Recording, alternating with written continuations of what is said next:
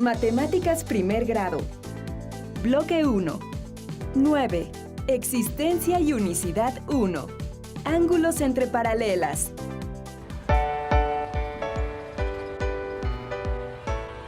¡Cuidado! ¡Vienen autos! Es difícil atravesar una calle en diagonal. Sí, porque los cruces de peatones no son rectos. Eso me recuerda a la clase sobre ángulos que vimos en matemáticas. Una línea transversal es aquella que corta a otra, formando ángulos diferentes a 90 grados. Las flechas rojas marcan un ángulo de 120 grados. Al cortarse dos líneas transversales, los ángulos opuestos por el vértice siempre tienen la misma medida.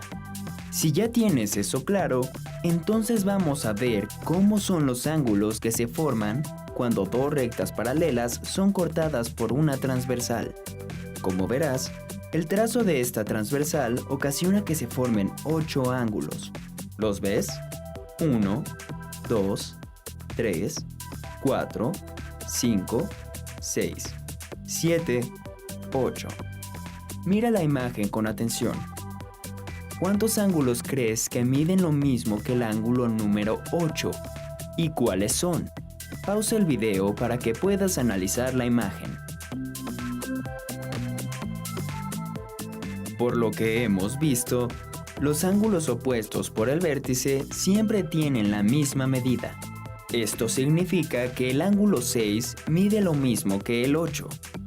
Por su parte, el 2 y el 4 también parecen iguales al 8. Pero, ¿cómo lo comprobamos? En una hoja transparente, traza el diagrama anterior. Recuerda numerar los ángulos de la misma manera. ¿Listo? Ahora traza una tercera línea paralela en medio de las dos paralelas que ya teníamos. Haz la punteada para cortar por allí. Muy bien, ahora tenemos dos partes. Coloca una parte sobre la otra, de manera que los lados del ángulo 8 queden encima de los lados del ángulo 4. Observa cómo los ángulos corresponden en las dos figuras, es decir, son iguales. Entonces, el ángulo 1 es igual al 5, el ángulo 2 al 6, el ángulo 3 al 7 y el ángulo 4 al 8.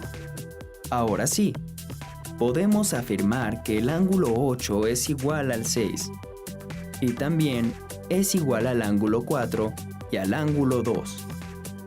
Los ángulos que se forman tienen nombres especiales. No es importante que te los aprendas de memoria, pero sí que los puedas usar para analizar figuras y resolver problemas. Las cuatro parejas que se formaron cuando encimamos las dos figuras se llaman ángulos correspondientes. En este caso, son el 1 con el 5, el 2 con el 6, el 3 con el 7 y el 4 con el 8. En la parte interna de las paralelas se forman dos parejas de ángulos, denominados alternos internos. Se llaman internos porque se encuentran en la parte de adentro de las paralelas, y alternos porque están en diferente lado de la transversal. Los ángulos alternos internos son el 3 con el 5 y el 4 con el 6. Como puedes ver, estas parejas de ángulos tienen la misma apertura. También se forman otras parejas de ángulos, los llamados alternos externos. ¿Podrías saber cuáles son y por qué se conocen así? Pon pausa al video y contesta.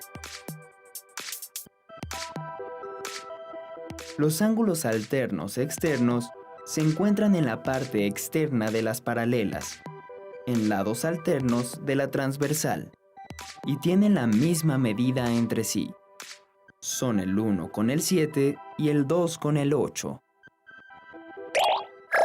Mira, Mateo, busqué en la red imágenes de paralelas con transversales y me apareció este ejemplo, pero en vez de números tiene letras. A ver, está bueno.